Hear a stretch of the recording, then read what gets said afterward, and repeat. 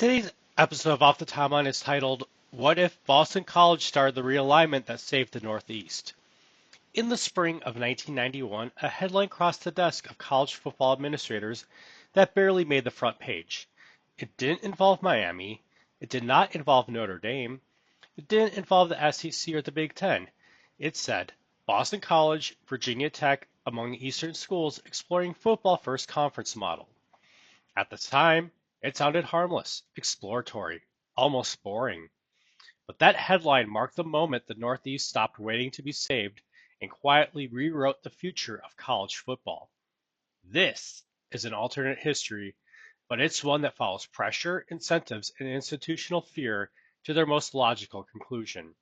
And once this process starts, nothing can stop it. When people talk about conference realignment, they usually start with chaos. Big brands, panic moves, television money increasing overnight. But the most dangerous realignments don't start with ambition, they start with governance failure.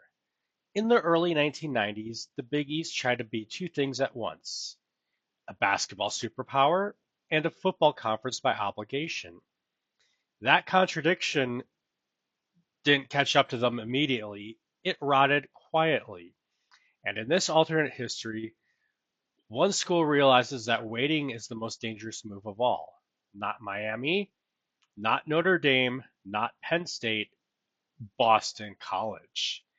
Now let's set the table to why 1991 is the breaking point. By 1991, three things are true. First, independence is weakening. TV partners want bundled inventory, predictable windows, and clean scheduling.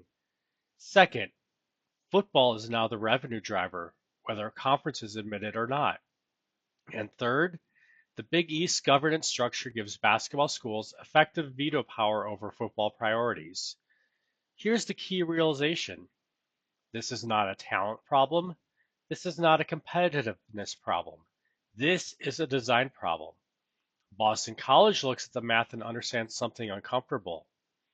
If they stay, they are agreeing to fall behind on purpose. That's not rebellion, that's self-preservation. And this is the first moment this alternate history diverges from real life. And that sets the table for why Boston College of all schools. You may be thinking to yourself, Boston College wouldn't do this. And that instinct is exactly why this works. Boston College in 1991 is academically respected, football serious, sitting on underutilized New England media value, and culturally misaligned with basketball first leadership. They don't want to be loud, they want to be safe. Boston College doesn't posture at versus the Big East. They don't leak ultimatums. They start organizing quietly. That makes other schools comfortable doing the same. And that leads to the second thing you may be thinking. That is, the Big East would have stopped this. But here's the thing, the Big East does respond. They call an emergency meeting. They issue statements. They promise unity. But they never answer the only question that matters. Can football priorities be contractually protected? No revenue floor, no governance reform, no binding guarantees. The response is fast and empty. And when a conference reacts with words instead of structure, trust evaporates. This is not collapse, it's worse. It's hesitation. And this sets the table for the formation of the new conference. The new league isn't flashy. It's not aggressive. It doesn't even sound intimidating. It's called the Atlantic Academic Conference. The pitch is simple: football first governance, equal revenue distribution, guaranteed TV inventory. Basketball is included, but not empowered. The founding members all share the same pain points: Boston College, Virginia Tech, West Virginia, Pitt, Rutgers. No Miami, no Notre Dame, and no Penn State. That absence isn't a weakness, it's why the conference survives. And again, this is another reminder that this is an alternate history because in real life, patience delayed everything that mattered. And the next thing you may be thinking to yourself, this league would have failed immediately. It doesn't. And here's why. The AAC doesn't chase upside, it locks in predictability. The first TV deal is modest, no primetime dominance, no windfall.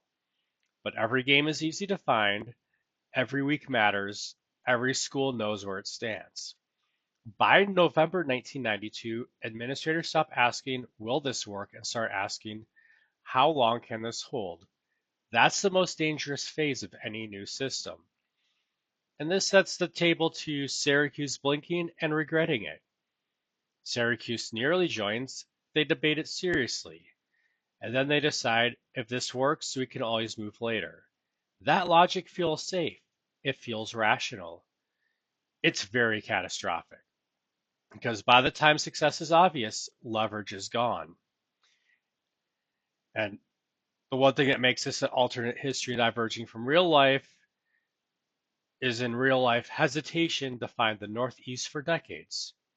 Here it defines who gets left reacting instead of shaping. And that sets the table for Virginia Tech exiting from strength. By 1999, the AAC has done its job. Virginia Tech's not trapped, they're elevated. The ACC finally comes calling not with rescue, but with respect. Virginia Tech exits in 1999, not in panic, not under duress. They graduate. Louisville replaces them, expanding the league south without breaking its identity. The AAC bends, but it does not break. Now you'd be thinking to yourself, this would have been the end of the Big East. That's not the case. The Big East does survive, but only after admitting what it actually is. A basketball first league. And that honesty saves it. The real damage wasn't separation, it was pretending everyone wanted the same thing. And that sets the table to Miami arriving too late. Miami does watch this unfold, and they wait. By the time they move in 2004, the ACC no longer needs a savior. Virginia Tech already solved the football credibility problem. Miami still matters. They're still powerful. But they no longer control terms. That's the cost of timing arrogance. And also in this alternate history, even though this is an alternate history, the Miami timeline here is built on something very real, that leverage decays. Now you may be thinking to yourself, this makes the ACC too strong. It actually makes the ACC healthier. Expansion is sequenced, it's not desperate, it's not bloated. The league stabilizes instead of panicking, which leads us to 2025 and where are they now? The AAC still exists, it's not dominant, it's not glamorous, but it's permanent. Boston College is still the cultural anchor. West Virginia is the flagship. Louisville is the offensive identity. The ACC is stronger than real life. Miami is successful, but they're not inevitable. The Big East thrives by being honest, and the Northeast never collapses into irrelevance. And one theme in this alternate history is that acting early prevents decades of chaos. And this wasn't a story about bold ambition, it was a story about the danger of waiting. If you enjoy this kind of slow burn, pressure driven alternate history, hit like. It tells the algorithm this kind of realism matters. If you think a school should have acted earlier or waited longer, drop in the comments. And if you want more timelines where one quiet decision reshapes decades of college football, subscribe. Because sometimes the most important realignments don't start with chaos, they start with one school deciding not to wait.